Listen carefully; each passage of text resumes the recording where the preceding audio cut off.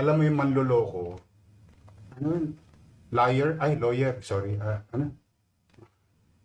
Hindi ko tuloy ma-pronounce ang maayos eh.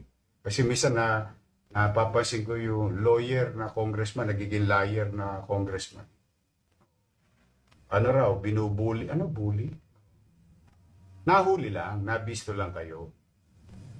Kaya umiiyak kayo. O ito, sa inyo to. Wala na po kayo mabobola ngayon. Maiyakin. Kayo na ang nabisto eh. Dati kayo nang bibisto eh.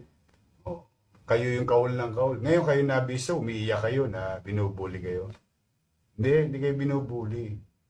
Ayaw nyo lang mabisto. O tapos ngayon, pag nabisto, tuturo mo DPWH. Kawawan DPWH. Kahit magsinungaling na magsinungaling, yung congressman, na hindi ko alam yan. Basta ako gumagawa lang ng batas, ay appropriate.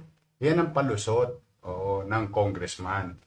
Pero sa totoo, alam ng taong bayan, pag may ginagawa, nakadisplay ang mukha niyan, nakalagay ang pangalan niyan, nagkakating ribbon niyan, pagpalpak ang ituturo nila, DPWH. Itong DPWH naman ngayon, sa mga proyekto na yan, sila ngayon ang ipit na ipit.